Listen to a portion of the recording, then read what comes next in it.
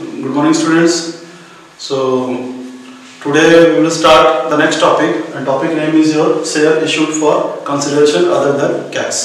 So already we have read in the last class what is the procedure for the issue of shares. अभी तक हम क्या सीखे? Application, allotment, first call, final call. Company जो भी पैसा company लेती है किसमें? इंस्टॉलमेंट में, ठीक है? Now ये जो टॉपिक है share issued for consideration other than cash, this is the most important topic because you can get the question of 3 marks, at least minimum 3 marks in your CBSE exam, ठीक है? होता क्या है इसका मतलब क्या होता है? Share issued for consideration other than cash. Generally company क्या करती है? Company issue the shares. Company जब अपना शेयर्स को इशू करती है, why the company issue the shares? Why? To raise its capital, ठीक है? तो कंपनी को पैसा चाहिए, कंपनी को पैसा चाहिए तो कंपनी क्या करती है? बदले में कंपनी अपना शेयर्स इशू करती है, ठीक है? और उसके बदले में कंपनी को क्या मिलता है? पैसा मिलता है, ठीक है? अब यहां पर क्या होता है? Share issued for consideration other than cash. अब मान के चलिए एक कंपनी है, अच्छा आप सोचिए कि व्हाटएवर द कैश, जो भी कंपनी को जो पैसा मिलेगी, ठीक है? So what company will do? Company will utilize that amount in the purchase of the assets. या तो कंपनी क्या करेगी? उस कैश पैसे से, कैश अमाउंट से लैंड खरीदेगी, बिल्डिंग खरीदेगी, फैक्ट्री सेटअप करेगी, ठीक है? प्रोडक्शन डिपार्टमेंट है, ओके? तो कंपनी को एसेट्स परचेज करने के लिए कंपनी को क्या चाहिए? कैश चाहिए, तो कंपनी यूटिलाइज करता है वो कैश कहाँ पे? For the purchase of assets. अब आप ये मान के चलिए कि suppose company what they do, company एक काम करेगी, अगर उसको ऑप्शन मिलता है, company had got the option to purchase the assets or to purchase the business, ठीक है? सपोज हम कंपनी है और हम आपका एसेट्स को हम क्या करेंगे? हम आपके बिजनेस को हम खरीद लेंगे। अगर हम बिजनेस को खरीद रहे हैं तो हमको दोनों चीज लेना पड़ेगा। I to take both the things. एक क्या होता है? एसेट्स, और एक क्या? लायबिलिटीज। अगर मैं आपकी रनिंग, आपका चलता हुआ बिजनेस है, आपका रनिंग बिजनेस को आप चलाना नहीं चाहते, आप बोलेंगे कि आप अपना बिजनेस को क्या करना चाहते हैं? बंद करना चाहते हैं। लेकिन आपको क्या चाहिए? आप चाहते हैं कि अपना बिजनेस को बेच दें, लेकिन साथ में ये भी चाहते हैं बैठे बैठे आपको प्रॉफिट मिले। तो आप क्या करेंगे? आप ओके, तो आप मुझे कांटेक्ट किए और I am agreeing to purchase your business, और हम एग्री करेंगे आपका बिजनेस को परचेज करने के लिए, ठीक है? जब हम आपका बिजनेस को परचेज करेंगे, instead of paying cash, okay, cash नहीं देके हम क्या करेंगे? आप बोलेंगे सर आप हमको शेयर इशू कर दीजिए। That means I will issue the shares to whom? To the vendor company. Vendor company का मतलब क्या होता है? Seller company. तो उसमें सपोज आपको 50% अगर आपको शेयर मिल गया है या 40% शेयर मिल गया, तो उसमें आपको बैठे बैठाए कंपनी जो भी प्रॉफिट करेगी, आमदनी, उसका 40% आपको क्या मिलेगा? आपको ओनरशिप मिल गया, शेयर्स मिल गया, आपको 40% क्या मिल जाएगा? प्रॉफिट और डिविडेंड आपको मिल जाएगा आपको, ठीक है? तो इसमें आपको भी फायदा है, ठीक है? और हमको क्या फायदा होगा? इंस्टेड ऑफ पेइंग कैश, हम क्या करेंगे? कैश नहीं पे करके आपको क्या करेंगे? आई will issue shares, okay, for the purchases of the assets. मतलब हम शेयर को हम क्या किए? हम शेयर्स को देके एसेट्स को परचेज किए। That means asset has been purchased against share, not against cash but against share. That consideration is known as a what? Share issued for consideration other than cash. Okay. So there has been the various journal entry for share issued for consideration other than cash. Let us discuss one by one. सबसे पहले क्या होता है? सबसे पहले for purchase of assets. सबसे पहले क्या होता है? For purchases of assets. अब सपोज कंपनी बोल रही है कि हम एसेट्स को खाली परचेज करेंगे, ठीक है? अब एसेट्स एक दो एसेट्स होते हैं कि बहुत सारे एसेट्स होते हैं? बहुत सारे, land, building, furniture, stock, machinery, ठीक है? तो there are so many assets. तो अब हमको एग्जाम में क्या करना है? एक एक एसेट्स सबका नाम लिखना है, ठीक है? यहाँ पर हम क्या लिखेंगे आपको समझाने के लिए? Sundry assets. सन्ड्री मतलब बहुत सारे एसेट्स कलेक्टिवली। तो sundry assets account debited, assets आ रहा है, एसेट्स हमेशा डेबिट होता है, ठीक है? टू क्या? क्रेडिट क्या लिखेंगे? वेंडर का नाम लिखेंगे। टू वेंडर, वेंडर का मतलब क्या होता है? सेलर। क्योंकि अभी हमको बताना है, हमने अभी पेमेंट नहीं किया है, ठीक है? हम लोग को बताना है कि कितना पैसा हमको, कितना एसेट्स हम परचेज किए हैं, ठीक है? और यहाँ पे कौन सा प्राइस होगा? यहाँ पे परचेज प्राइस, कितना पे परचेज किए, और परचेज प्राइस उसको हम क्या बोल सकते हैं? उसको फेयर वैल्यू भी बोल सकते हैं। मतलब आज के डेट में एसेट्स का कितना वैल्यू है, बिल्डिंग का कितना वैल्यू है आज के डेट में। आपका बिजनेस में मशीनरी था तो आज का डेट में उसका कितना वैल्यू है। Okay, so that would be given in the question. Narration क्या लिखेंगे, बीइंग एसेट्स परचेस्ड, हमने एसेट्स परचेज कर लिए, ठीक है, बीइंग एसेट्स परचेस्ड। तो ये तो हो गया only in case of purchases of assets. Sometimes company what they decide to purchase the entire business. I repeat, company decide to purchase the entire business. जब बिजनेस परचेज करेगा company मतलब वो दोनों लेके जाएगा, एसेट्स भी लेके जाएगा साथ में लायबिलिटी भी लेके जाएगा। सपोज आपका बिजनेस है, सपोज 10 लाख रुपीज एसेट है, ठीक है, आप बोलेंगे सर आप परचेज कर लीजिए 10 लाख का एसेट, ठीक है, साथ में आप बोल रहे हैं कि आप बिजनेस को क्लोज कर रहे हैं 3 लाख का आउटसाइडर लायबिलिटी है, कुछ बैंक को लोन देना है, कुछ क्रेडिटर देना है 3 लाख, तो वो भी आप बैंक का किस्ती इंस्टॉलमेंट आप पेमेंट करते रहिए सर, और आप 3 लाख का लायबिलिटी भी ले जाइए। तो हम आपको कितना पैसा देंगे, 10 लाख है, 3 लाख का लायबिलिटी लेके जा रहे हैं, तो उसमें से मेरा पैसा आप बोलेंगे काट के सर दे दीजिए, कितना देंगे, 10 लाख माइनस 3 लाख कितना देना होगा, 7 लाख, तो कोई दिक्कत नहीं है। इन case of purchase of business company took over both assets and liabilities, तो इसके लिए क्या एंट्री होगा, फॉर परचेज ऑफ बिजनेस। अगर क्वेश्चन में बिजनेस बोला है पूरा एंटायर बिजनेस, ठीक है, so for purchases of business, तो मेरा एंट्री क्या होगा, इसमें दोनों चीज है, एसेट्स भी होगा और साथ में लायबिलिटी भी होगा, और हमको पता है कि एसेट्स क्या होगा, डेबिट होता है, liability shows the credit balance. Okay, तो सन्ड्री एसेट्स अकाउंट क्या हो जाएगा, सन्ड्री एसेट्स अकाउंट डेबिटेड, ठीक है, टू क्या, टू सन्ड्री लायबिलिटी। अब हमको पता है कि लायबिलिटी क्या होगा, लायबिलिटी तो क्रेडिट ही होगा, ठीक है, फिर क्या होगा, टू वेंडर, कितना में लिए हम लोग, कितना में लिए, ठीक है, सपोज एसेट्स है हम लोग का 10 लाख, सपोज एसेट्स है हम लोग का 10 लाख, ठीक है, और लायबिलिटी है सपोज हम लोग का 3 लाख, तो लायबिलिटी हो गया 3 लाख, ठीक है। नाउ परचेज कंसीडरेशन, वेंडर में हम कौन सा अमाउंट लिखेंगे, वेंडर में हमको अमाउंट लिखना है कौन सा amount, purchase consideration, purchase consideration.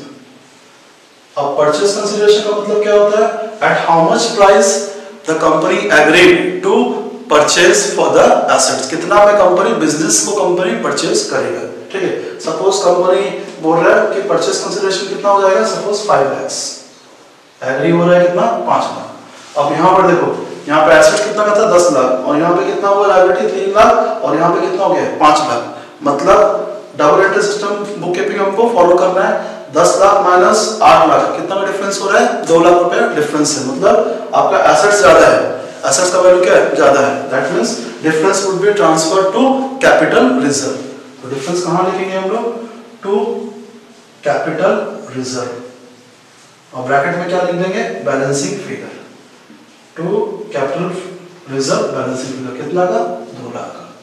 मतलब अगर एसेट साइड ज्यादा होगा और डेबिट साइड ज्यादा होगा, ठीक है, और लायबिलिटी साइड कम है, तो difference figure would be treated as what, as your capital reserve. Narration, being purchase of business, being purchase of business. अब ऐसा भी हो सकता है कि हो सकता है हम लोग का क्रेडिट साइड हम लोग का ज्यादा हो जाए, ठीक है, तो सपोज अगर क्रेडिट साइड ज्यादा होता है, ठीक है, तो अब हम लोग क्या करेंगे, suppose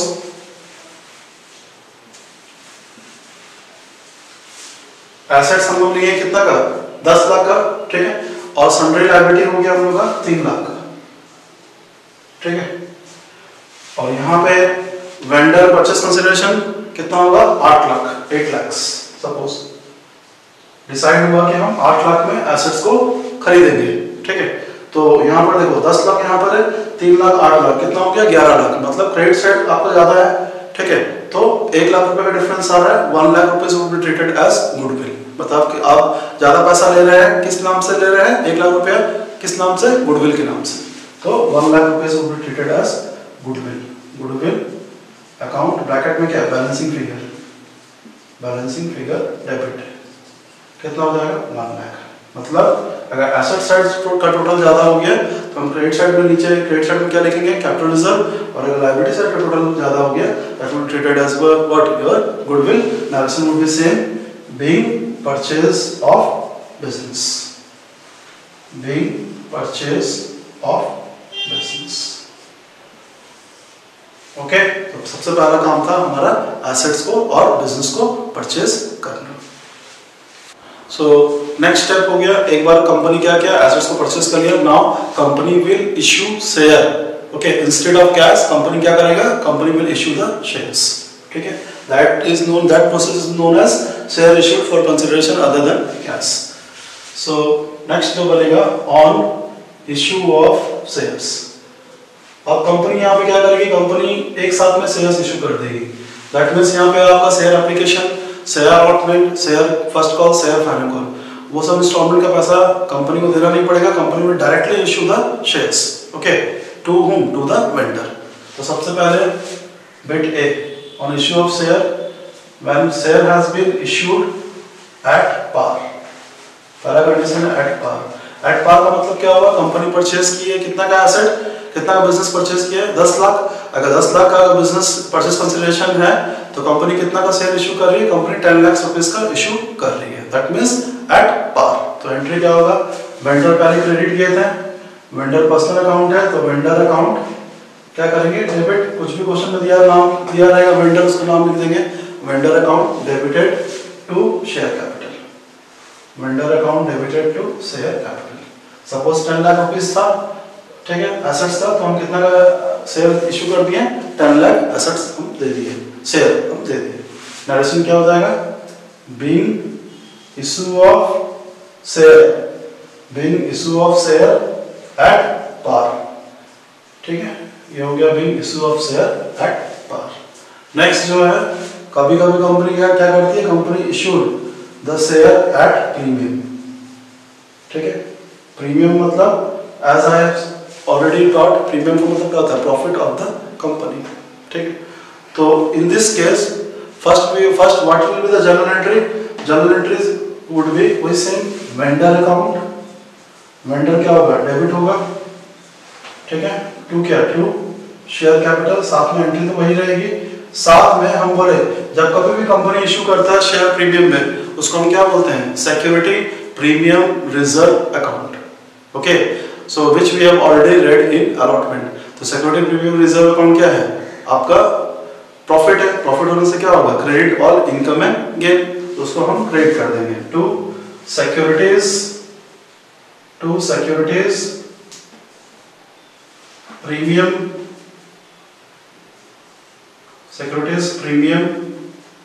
okay account, reserve account और सिक्योरिटी प्रीमियम अकाउंट। नरेशन क्या लिखेंगे, being issue of share at premium.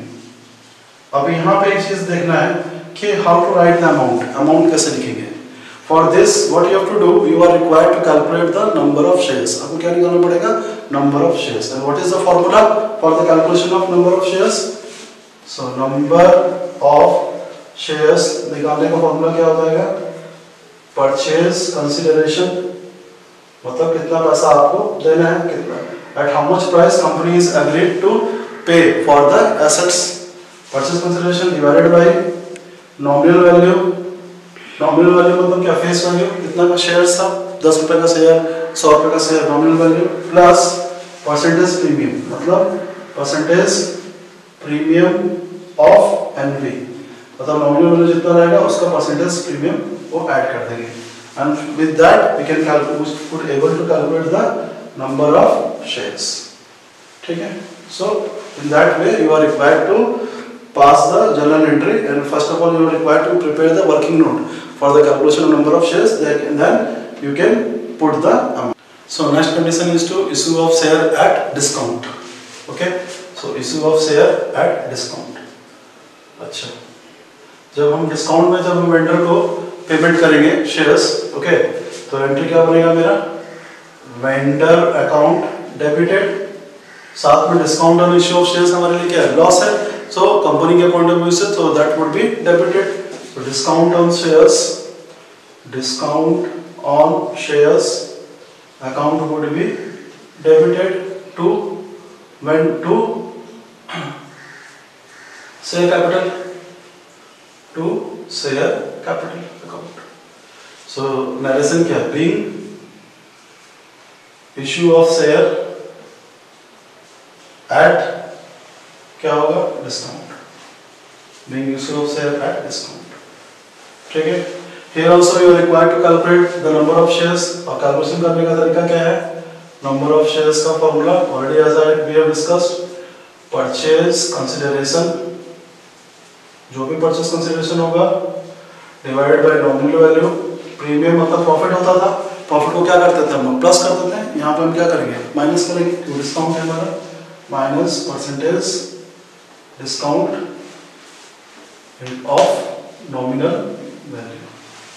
So this is the concept to write the journal entry in case of share consideration other than cash. So now we will try to solve some practical questions in such a way that we can make more clarification. So you can see the question from the board that Vimal Limited purchased machinery of 9,90,000 from Kamal Limited. तो यहाँ पर देखो Vimal Limited purchase किया machinery. So who is the vendor company? Vendor company is the Kamal Limited. Payment was made by issuing equity share of ₹100 each. Pass the necessary journal entry in the books of Vimal Limited. ठीक है. तो सबसे पहले हम heading देंगे, क्या लिखेंगे? In the books of, किसके बुक में हमको एंट्री पास करना है? Vimal Limited. ठीक है. So we have to pass the journal entry. First bit बोला है when shares issued at par. ठीक है. तो सबसे पहले हम क्या किए, हम एसेट्स परचेस किए. मशीनरी कितना में परचेस किए? 9,90,000. एंट्री क्या होता था? Assets account debited to vendor. तो एसेट्स का नाम दिया हुआ है उसमें क्या? Machinery. So machinery account debited to vendor. अब यहाँ पे वेंडर का नाम दिया हुआ है, क्या नाम दिया हुआ है? कमल लिमिटेड. तो नाम लिख देंगे यहाँ पे टू वेंडर. कितना का मशीनरी था? 9,90,000. 9,90,000. ठीक है. नरेशन क्या होगा? Being machinery purchased. Being machinery purchased. और एक बार जब मशीनरी जब हम परचेस कर लिए, ठीक है, उसके बाद कंपनी क्या बोल रहा है? कंपनी शेयर इशू कर रहा है किसमें? पार में. पार में मतलब जितना का मशीनरी परचेस किया 9,90,000 उतना का कंपनी शेयर्स दे देगा. तो फर्स्ट बिट है. तो एंट्री क्या होता था? यहाँ पे क्रेडिट हो गया वेंडर. अब उसको क्या करेंगे? डेबिट करेंगे और उसको शेयर्स देना है हमको. तो एंट्री क्या हो जाएगा?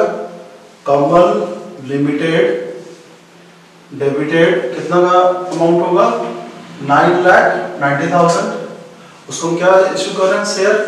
सो टू शेयर, कौन सा शेयर है? इक्विटी है. So to equity share capital कितना? 9,90,000. 9,90,000. ठीक है. नरेशन दे देंगे being issue of share at par. Being issue of share at par. ठीक है. पहला बिट हो गया. अब सेकंड बिट. सेकंड बिट में क्या बोल रहा है कंपनी कि शेयर्स में इशूड एट 25% premium. As I have said you, जब कभी भी प्रीमियम दिया रहेगा और डिस्काउंट दिया रहेगा, सबसे पहला काम क्या है? We have to prepare the working note for the calculation of number of shares. तो पहले हम निकाल लेंगे नंबर ऑफ शेयर्स. तो यहाँ पर देखो नंबर ऑफ शेयर्स फॉर्मूला हम बताए थे already. Purchase consideration divided by nominal value plus percentage premium of nominal value. तो दिस इज द फॉर्मूला. ठीक है. So that is equals to purchase consideration कितना था हमारा? 9,90,000. तो 9,90,000 डिवाइडेड बाय फेस वैल्यू. देखो एक शेयर का दाम कितना था? 100 रुपीस. और प्रीमियम कितना? 25%. तो 100 प्लस 25% ऑफ 100. ठीक है. So that will B how much? कितना हो जाएगा ये? 9,90,000 डिवाइड बाय ये कितना हो जाएगा? 25. 100 प्लस 25 कितना? 125. Okay. So that will be how much? That will be 7,920 shares. 7,920 shares. ठीक है. तो नंबर ऑफ शेयर्स कितना है मेरा? 7,920 shares. ओके. सो एंट्री क्या होगा मेरा? एंट्री हो जाएगा कमल लिमिटेड डेबिट कितना देना था? पूरा वही से 9,90,000. ठीक है. To equity share capital. To equity share capital. अब यहाँ पर देखो अमाउंट कैसे लिखेंगे? कितना शेयर था मेरा? 7,920 शेयर. ठीक है. तो 7,920 इंटू कितना? इंटू 100 कितना हो जाएगा? 7,92,000.